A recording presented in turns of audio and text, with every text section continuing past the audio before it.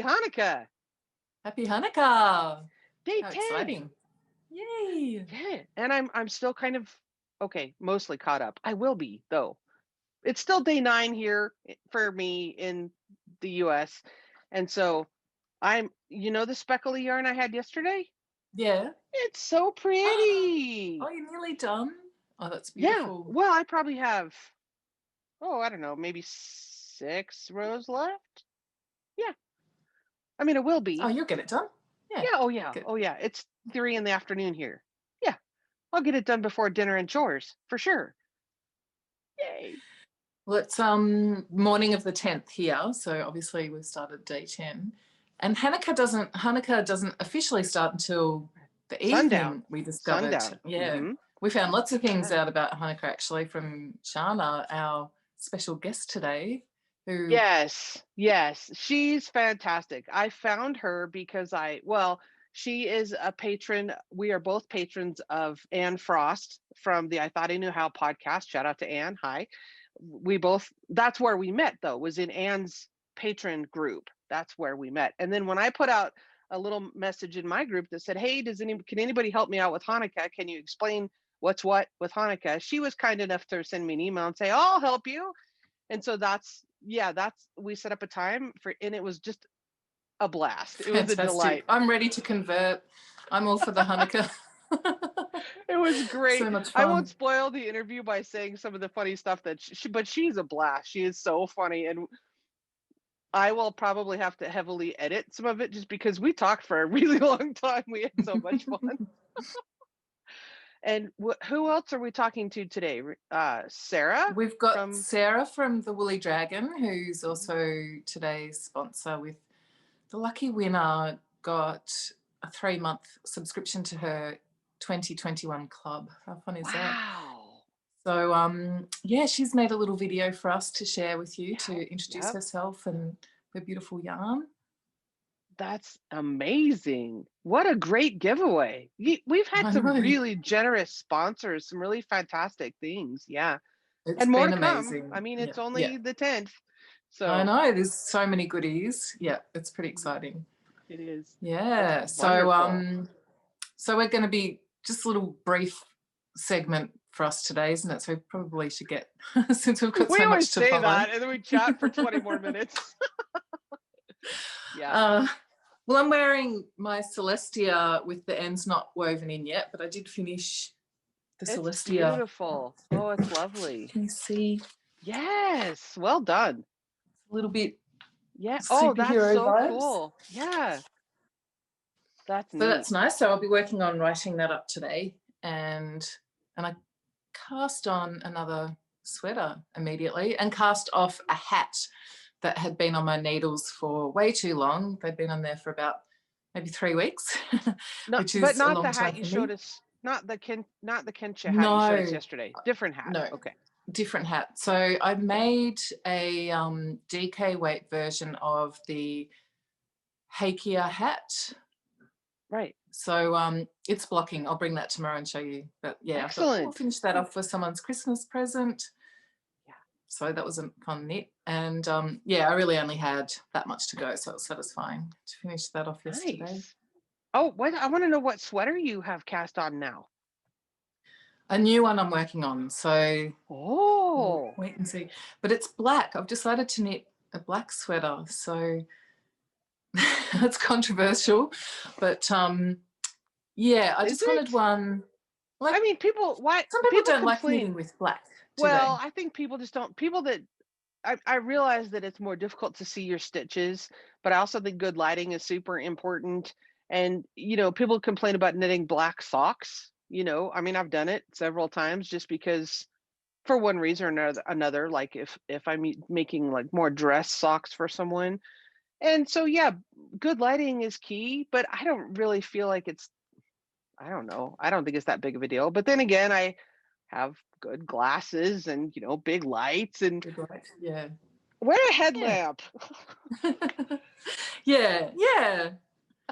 I know I'll wear it a lot. So, and I want it's a kind of lighter for summer to wear over dresses and things. So, yeah. And it will go with everything and look fantastic on you. Yeah.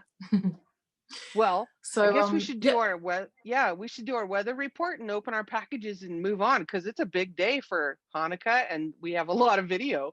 So I will say real quick, a new feature on YouTube. Well, it's not that new, a few months though, but if people want to skip ahead, you can hover over the progress bar where you push the play button and pause. You can hover over that and see the chapters, and you can move along ahead if you want to go ahead and start Hanukkah, move on.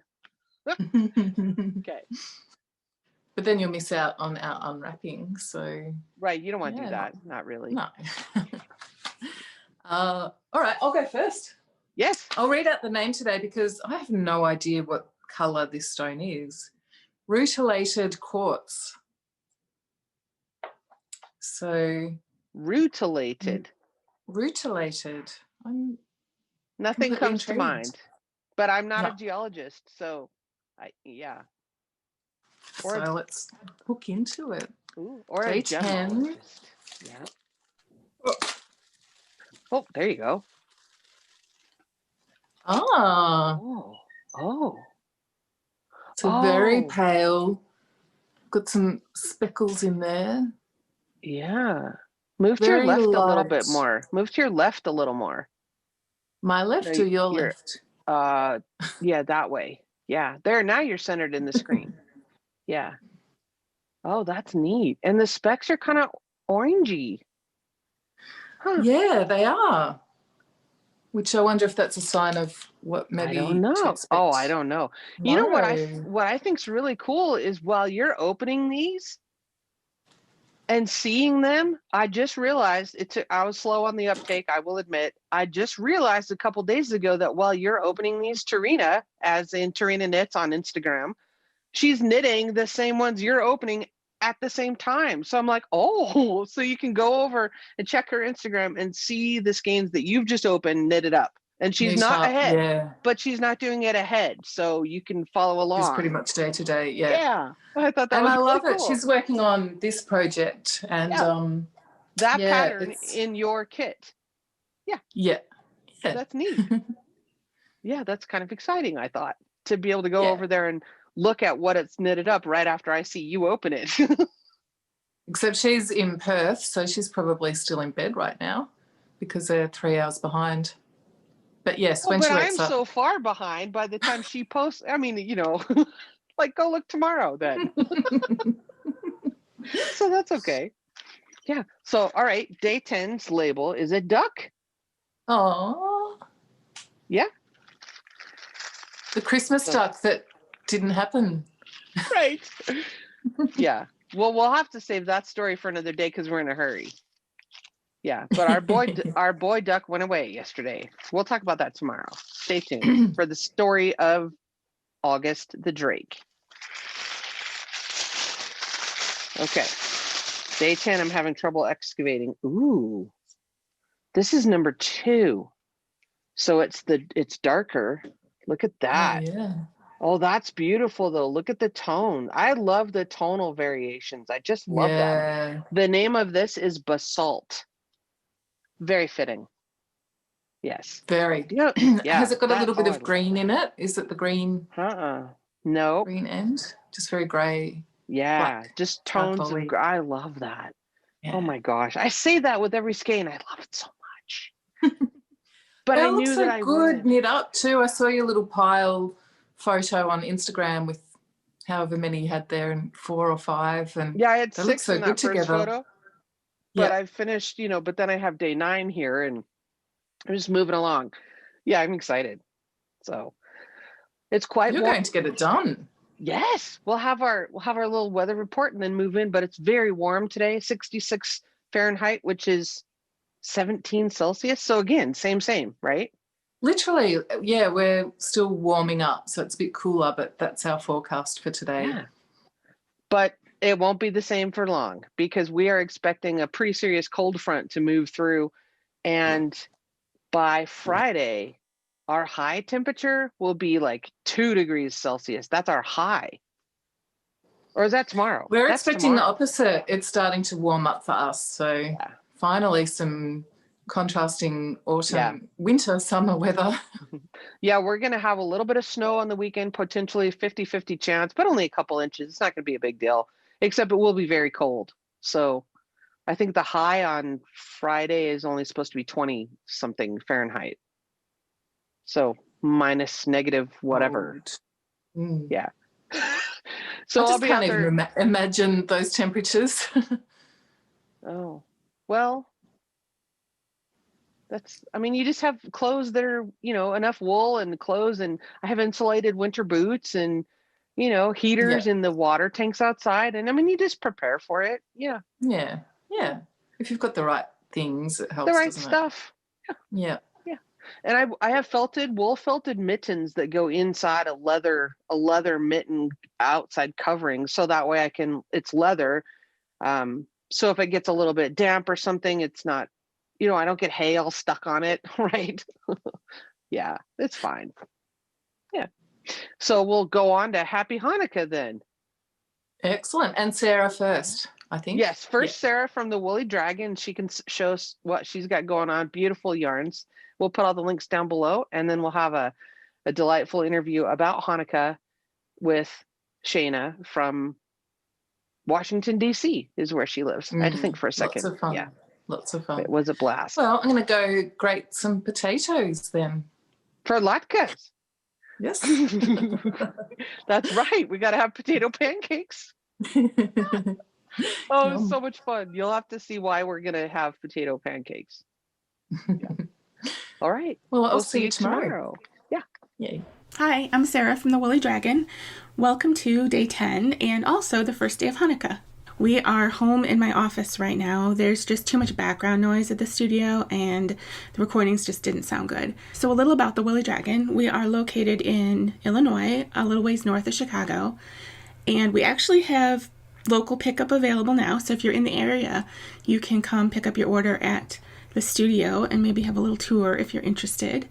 I started the Woolly Dragon because I love yarn and I love color, and realistically, there's only so much yarn one person can knit in a lifetime, and I'm a pretty slow knitter.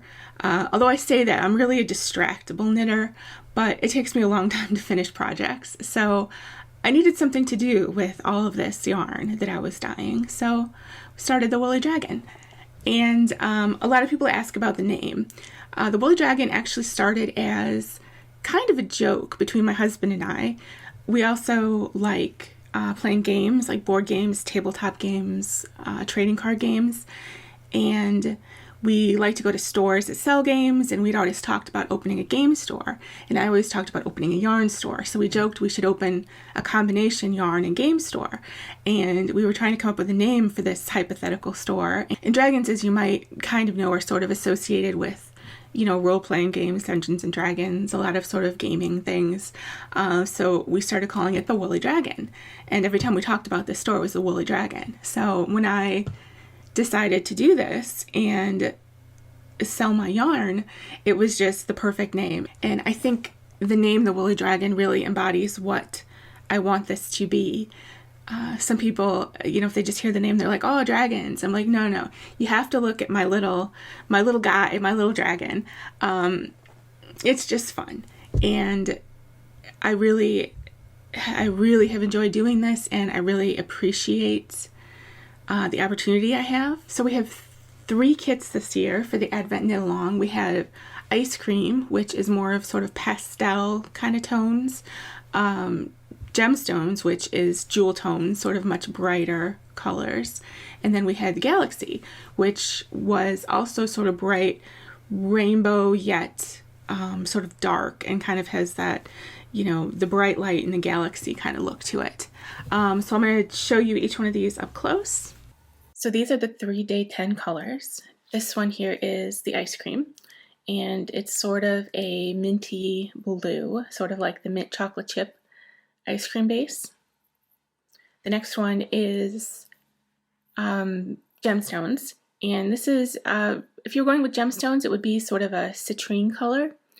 I think it matches closer to the mineral wolfenite, which isn't really used as a gemstone, but I do actually have a degree in geoscience also. This last one is the Galaxy, and we're sort of in the greens, yellows, orange ranges now, by day 10. And I'll tell you that this skein is one of my original tests, so it looks a little bit different than yours. The black is applied differently, but it should be in the same color range. And everybody's Galaxy kit is different. They were all dyed individually, so each color range sort of flows into itself. That was a labor of love, let me tell you. And so these colors to me resemble a number of nebula. Let's see, there's the Dumbbell Nebula, the Soul Nebula, and the Jack-o'-lantern Nebula, which I really think this one looks like a lot. So those are our colors. I hope if you have one of these, you are really enjoying it. So thanks so much for watching. Huge thanks to Ambah for allowing us dyers to participate in this event every year. I know I love it, and I'm sure everyone else that participates loves it. And I love talking to you guys, so feel free to drop me a message with any comments or questions, or just to say hi. And Merry Christmas, Happy Hanukkah, and enjoy the rest of December. Bye. All right, welcome. We're here today to talk about Hanukkah with Shana Hofstetter. Thank you so much for joining us, because I will admit my ignorance. I really don't know anything about Hanukkah except there's a bunch of candles and food. That's it. That's all I know. What all right, is did I food, pass really? My knowledge too. So yeah, thank you, Shana, for coming to share with us. It's really exciting. Oh, it's my pleasure. Hanukkah is one of the really fun holidays that we get to celebrate. So I'm thrilled to be able to talk about it and to be here with you guys. Well, I'm so glad you and I met through Anne Frost's group, the I Thought I Knew How group from her podcast. That's how you and I met. Yep. And fellow knitter, right? Like the shawl. Yes. Love that. There we go. The cowl. Oh, that's beautiful. Shawl. Oh, we're so easily diverted. Yes, show us that. Yes. This is the Dark Romantic Shawl by Ambah O'Brien, which is Kitty with a Cupcake on Ravelry. Okay. And it's in Valkyrie fibers. Nice. So everybody go make one. Love it. It's beautiful. Yeah. But that's how we met, was from Anne's group and her knit togethers on her Zoom knit togethers. That's how you and I met. And so when I put out the call for, hey, can somebody help us with Hanukkah, because I really know nothing about it, it was so nice of you to email and say, sure, I'll help you, because I don't know anything. Well, by the time this is done, you will know all of the basics and be ready to celebrate. Okay. Excellent. Hanukkah 101. And because we're pre-recording this, but we'll be airing it on the 10th. So happy Hanukkah. Exactly. Happy Hanukkah, everybody. Happy Hanukkah. So, and first, you're going to start out and explain why my iPhone says that Hanukkah starts on December 11th when really it's not. Yes. So I guess a couple of things. One thing to note is that the Jewish calendar is a lunar calendar. So Hanukkah moves every year as compared to the Gregorian calendar. So most years it's between late November and late December, but that's why sometimes it's the same time as Christmas and sometimes it isn't. Okay. The way that Jewish holidays work is that Jewish holidays start at sundown. So your iPhone says December 11th because that's the first day, but the first night is December 10th. So it's sundown on the 10th. That's when you start the holiday. So it'll run from sundown on December 10th to sundown on December 18th. Okay. Because it's 8 crazy days. So how wonderful. I love that you stretched out for 8 days and then there's gifts and things every day. Tell us about what do you do to prepare for Hanukkah? How does it start? Sure. Besides grating potatoes a lot. Yeah. So Hanukkah is celebrated basically 3 ways, which is lighting the menorah, eating fried food, and gambling. How do I convert? Yeah, it's a great. Come on down. It's really fun. So we light the menorah. So I brought a menorah for everybody to see. So this is a beautiful silver menorah that I got for my wedding. Wow. Yep. And so you'll see there is the middle candle, which is used to light all of the other candles. And so every day you add a candle. So the first night you have the middle candle that lights 1. and then the second, you have the middle candle on 2, and so on until you have all 8. So the tradition is to add a candle every night. Okay. Okay. So this is sort of colloquially called a menorah, but the real name is actually a Hanukkah because it has the 9 candles. A regular menorah would actually only have 7 candles, which is like a weekday, non-holiday. Oh. During regular weeks, you'd like the 7-day one? Usually you would just see it in a synagogue. You wouldn't see it in somebody's home.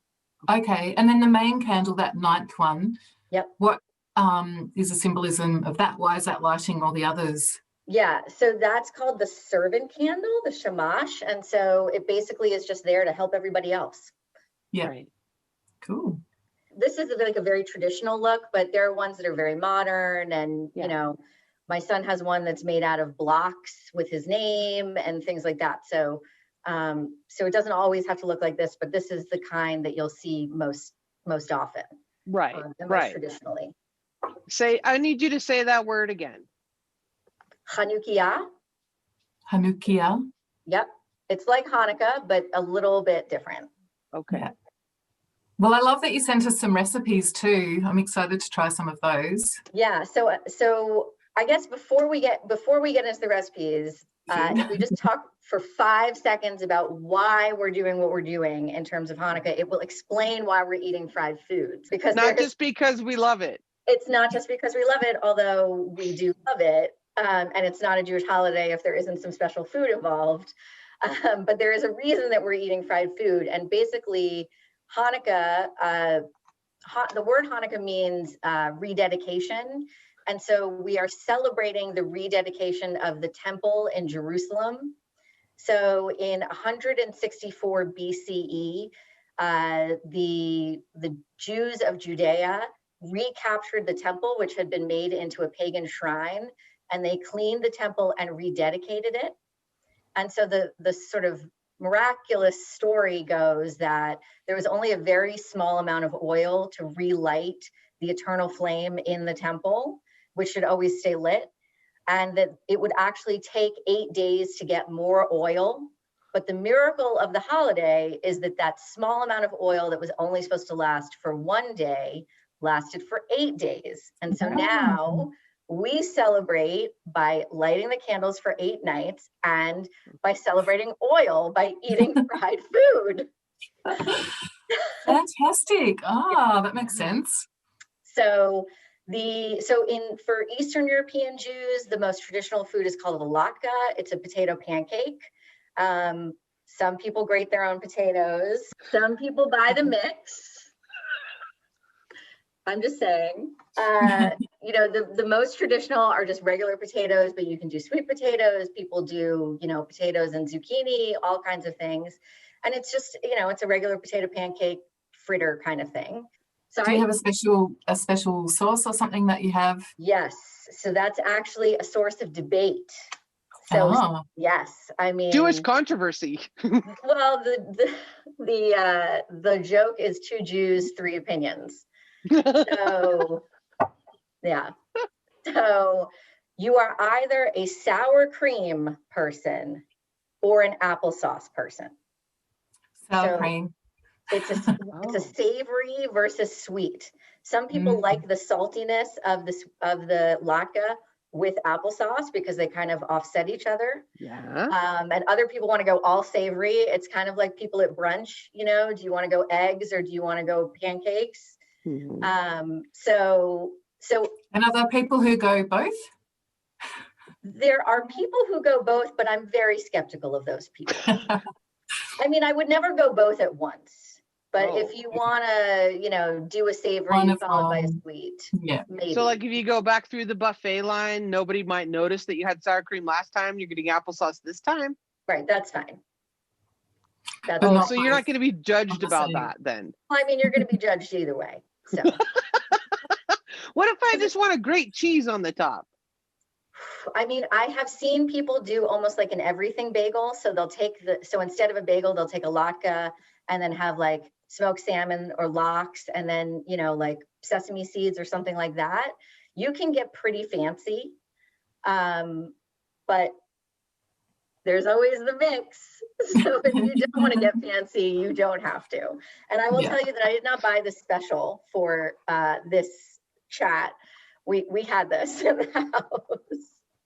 And do you make them other times during the year, or you just wait for Hanukkah to? Sometimes people make it for Passover as well, because Passover, which is another Jewish holiday, you can't eat leavening. And so potatoes are a go-to for that. But latkes are absolutely, you know, in everyone's mind, they are married to Hanukkah. That is the Hanukkah food. Interesting. Yeah. And so did you grow up Jewish? Mm-hmm. Yeah. Okay. Everybody in my family except my husband. But my kids. But he likes the fried food bit, I'm sure. Yes, absolutely. He's easily the best latke maker in our family. Oh, great. So what other foods do you eat during Hanukkah? So the other treat is donuts. Yum. So this is a very healthy holiday. As if Thanksgiving weren't enough and all of your office parties when we had those, there are donuts. In Israel, there's a particular donut called a Sufganiyot, or I guess Sufganiyot is more than one, and it is a small jelly-filled donut. It is delicious, but any fried dough will do. So as long as, you know, and there are definitely people who, you know, eat fried chicken or things along those lines, but latkes and Sufganiyot are the most traditional Hanukkah foods. And again, it's just the celebration of the oil lasting for 8 days. Yeah. Fantastic. So there's not vegetables really that go along here. Well, I mean, a potato is sort of let's pretend the potato counts. You could sprinkle some chives on that sour cream. Yeah, right. Now it's green. Yeah. Fine. So are you an applesauce or a sour cream person? I'm a sour cream. Yep. I'm a sour cream. I like savory. What do you think you would be, Jenna? Would you be applesauce? Well, I might go for both at once, wouldn't you? No. Maybe. I might have one of each on my plate and just accept the judgment. I mean, yeah. But on the other hand, if I get to have that donut thing, then I might go for the sour cream on the latke, because I get to have the jelly donut thing that you said that I can't pronounce. Yeah. Something about, I can't pronounce that. I wasn't going to even try.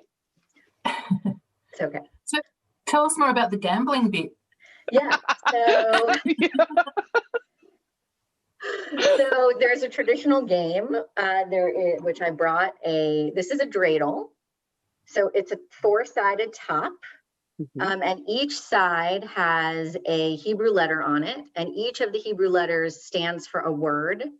So you have the letter Nun, Gimel, Hey, and Shin, and it is this is a dreidel that says Nes Gadol Haya Sham, which is a great miracle happened there, meaning in Israel. Other dreidels, the ones that you have in Israel, have a different letter for this one, because instead of saying a great miracle happened there, it says a great miracle happened here. Yeah. Sure. Yeah. So this is like a very sort of traditional looking dreidel, and you spin it, and then whichever side it lands on, the game is you know, everybody puts something in the middle in the pot, and then you have to do the action that the dreidel tells you. So you can take the whole thing, you can take half, you have to put in half of yours, or you can do nothing. So there are other dreidels that are, you know, kind of funky looking. I mean, you know, stuff like this as well. So you can see this one goes like that. And you can see them on the top there. So usually it's a kid's game. When I was a kid, we used to use like peanuts. You can also use, but peanuts are less popular now because of allergies, but you can also use something called gilt, which is chocolate coins that people see, that you would see in like a candy store. Yeah, they have like the gold foil. Yeah. Okay. I've seen so that's what you would use for your dreidel game. I mean, let's be honest, most of the time you're just eating it anyway. So this is not high stakes, by any means. I'm thinking you could use M&Ms. Absolutely. M&Ms, raisins, if you want to be healthier in preparation for your donuts and potatoes. So that's sort of the traditional game that everyone grows up playing. It's pretty fun, actually. And would you set aside time each day to do that each day, or is there a particular day where you do more? Ambah's asking all the things I was going to say. Yeah, sorry. She's asking everything. No, it's awesome. You're asking, you're reading my mind. There we go. Awesome. So normally you light the candles right around sundown. And then after you light the candles, there's a couple of prayers that you say. A lot of families sing songs. And then there's usually gifts. So it wasn't really a gift holiday, but because of Christmas, at least in the Western world, Hanukkah has turned into a gift holiday. Oh. So a lot of families give a gift every night, but they don't tend to be big gifts every night. Right. One night might just be like a coloring book or gelt or, something along those lines. Like stocking stuffer type things each day, like small things. Uh-huh. Yeah. And then That's some fun. people have a tradition of having a bigger gift at the first night or a bigger gift on the last night or something along those lines. Usually in not 2020, there would be Hanukkah parties. And so people would come over and everybody would have latkes and play dreidel and hang out. Hopefully next year, that's going to happen again. And is there traditional beverages as well? Nope. Okay. Whatever you want.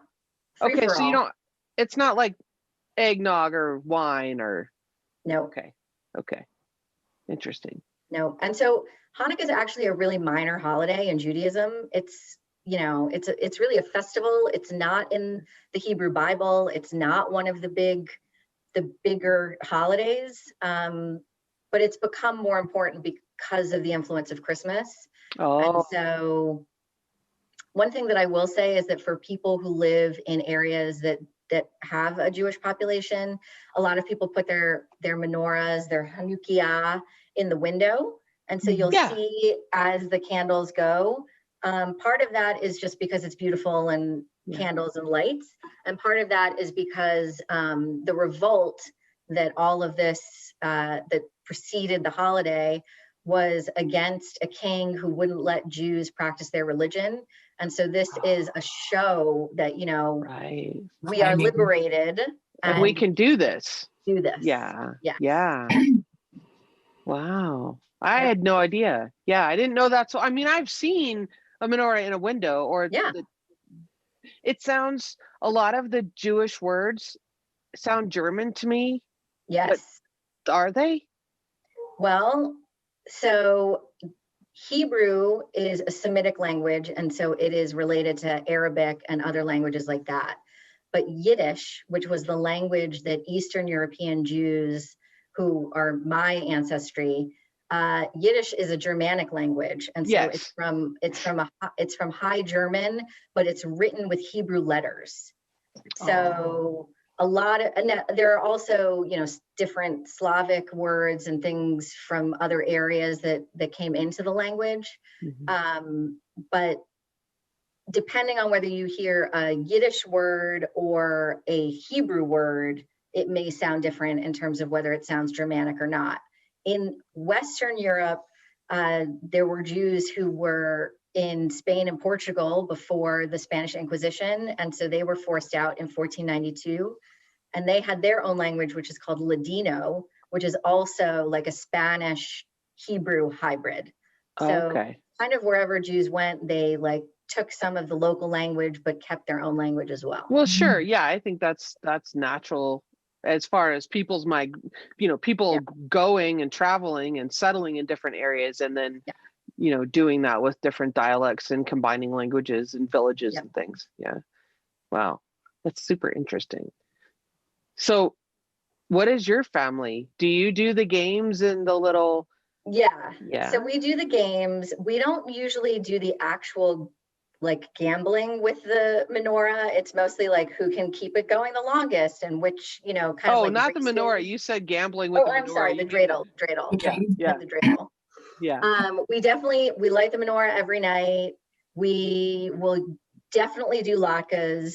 If my husband, who does the cooking, if he's feeling particularly ambitious, he'll do donuts. I would not take that on. That's way beyond my skill set. And we do the dreidel, but not seriously. My kids are little, and so they're just learning how to really make it spin well. How to spin, right? Yeah. So yeah, it's a really fun holiday. We do small gifts every night. For everyone or just the kids? No, just for the kids. Just for the kids. Oh, come on now. Yeah. You could sneak in some yarn. Oh, absolutely. Yes. Yeah. I mean, I send my list to my husband and say, this is what I want.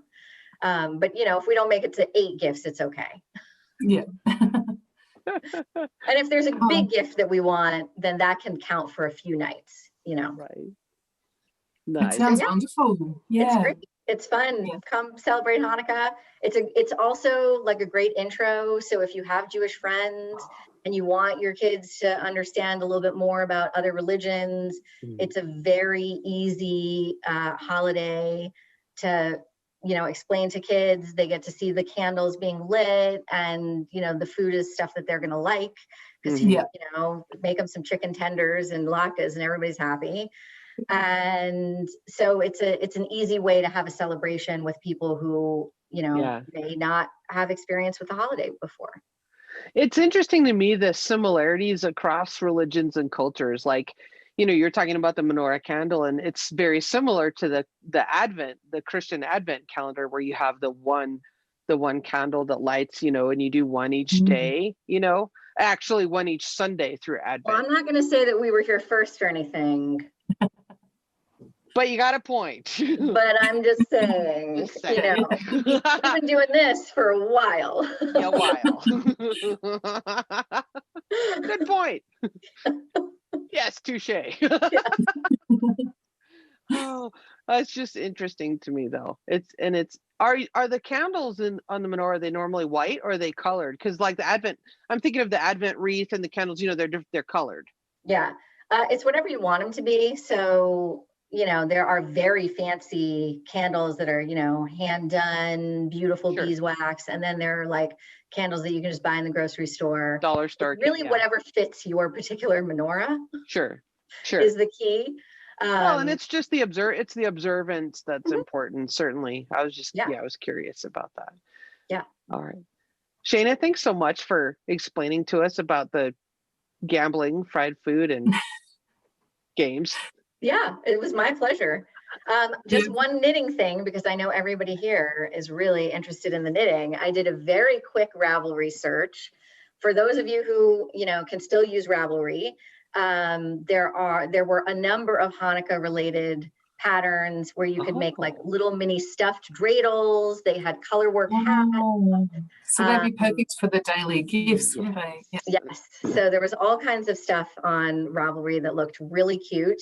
And I'm sure for the people who can no longer use the website that there are other opportunities. Yeah, probably just a Google search. Often what I've noticed on Ravelry is, on the pattern page, there'll be a link to someone's blog or some website where it came from. So maybe just a Google search would bring up some of those as well. Yeah. So if you just look for Hanukkah or dreidel or menorah, things appear, and there are crafts galore. So one of the websites I sent you guys was also like crafts for kids, and it's like toilet paper rolls and pipe cleaners and all kinds of things. Sure. So it doesn't have to be fancy. It's just fun. That's excellent. And I'll include those links that you shared with us in the video description down below. Yeah. Everybody can Thank you so much for, yes. Thanks. Go eat fried foods. We will. I'll be celebrating with you. Donuts and latkes for everyone. Exactly. That's wonderful. Thanks, Shana. Yeah, my pleasure.